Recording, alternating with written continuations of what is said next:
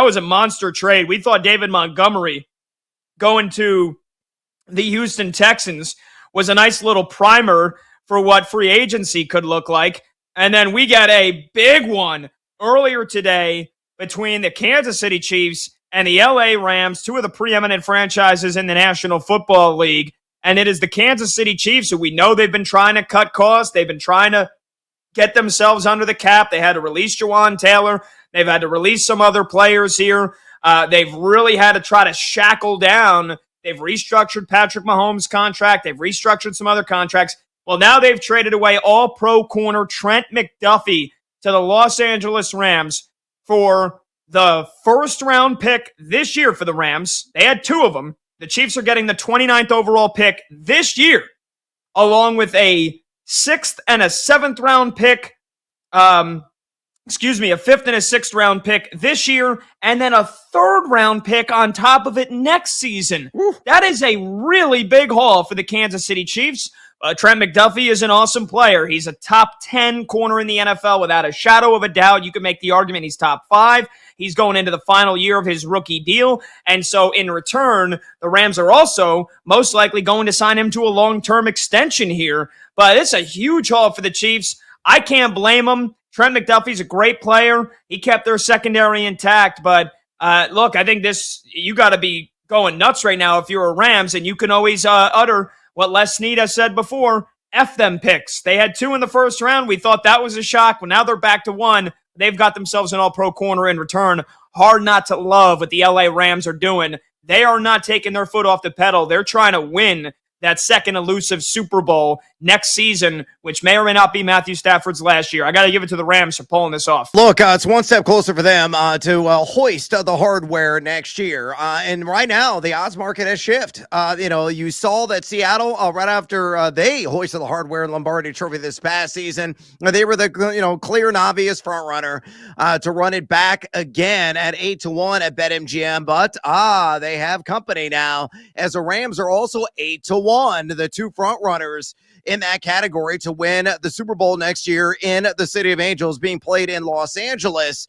And I think the mathematics really line up here. The biggest area of weakness for the LA Rams very clearly was on the back end defensively. That secondary really deteriorated down the home stretch. That was an area of weakness and an area of need that had needed to be addressed in the offseason. Problem solved. I mean, Trent McDuffie is a shackling type of DB. Yes, he gave up a 67% catch rate this past year, but only 9.2 yards per catch, only a couple of touchdowns were scored on him all season. If you buy the grades that are out there on Pro Football Focus, he was number 17 in pass coverage grade by those, somewhat esteemed charters that are out there. So yes, a plus addition fills that void, that area of weakness that they had to address.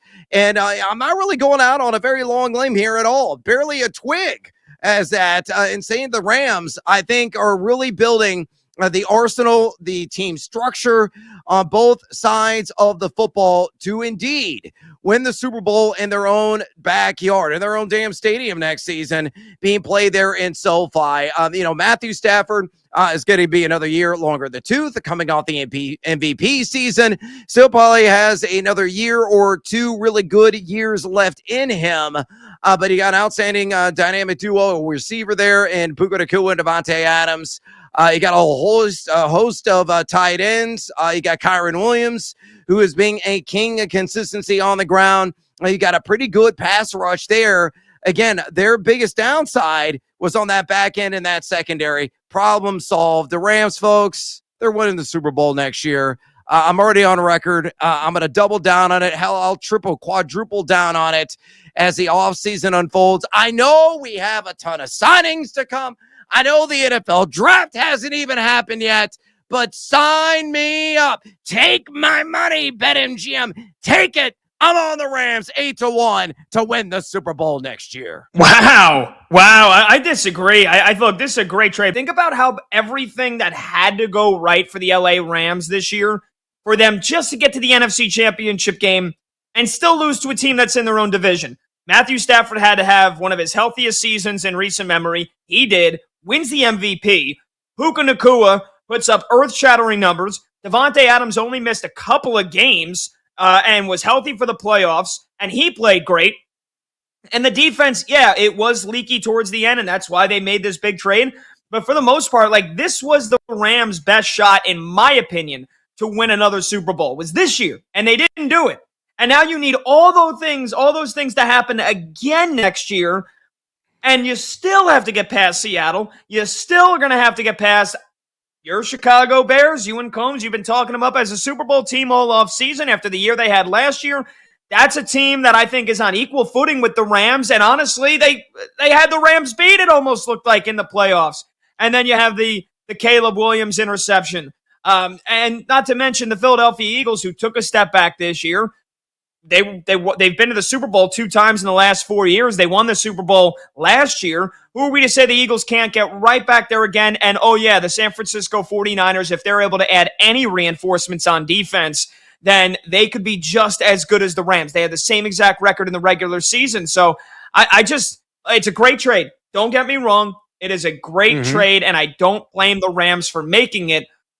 They're going all in one more time here for Matthew Stafford. And look, what if that back barks up next year, Brad? I think to call the Rams the Super Bowl favorite because of this trade when they didn't even make it to the Super Bowl this year, I think that's a stretch. I think it's a stretch. I think this was their year to win the Super Bowl, and they didn't do it. And it's a good trade. I still don't think it makes them the Super Bowl favorite. Well, talk to me February next year. Because I think it's going to happen, man. And look, I understand the injury imp is always lurking. I understand the roster could look very different week 1 compared to the opening round of the playoffs. But if the right parts stay healthy and the key components are upright over the entire campaign, they're going to be the team to beat, man. They don't really have any weaknesses. They have such a downright explosive offense.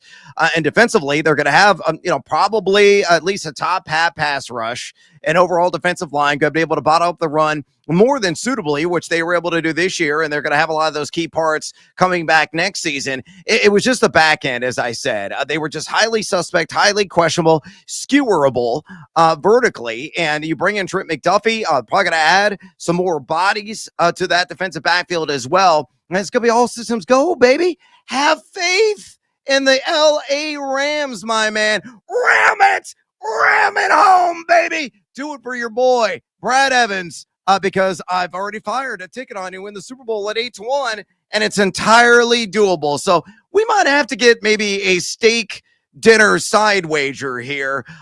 Give me the Rams, and you can take the field, mi amigo. If you want to place a wager right now, I'm down. A steak dinner? Yeah, absolutely. You got yourself a deal right this moment here. Steak dinner, Rams. You get the Rams. I get the field. I get the entire rest of the NFC. You get the field. I'm in. Because Shake on it. Let's go. We got witnesses. I'm shaking. There we go. We're in. Steak dinner. I get the field. Brad gets the Rams. 310-840-4910. I'm a firm believer in Jordan Love and the Green Bay Packers. You know that. A lot of people know that. You could laugh if you want.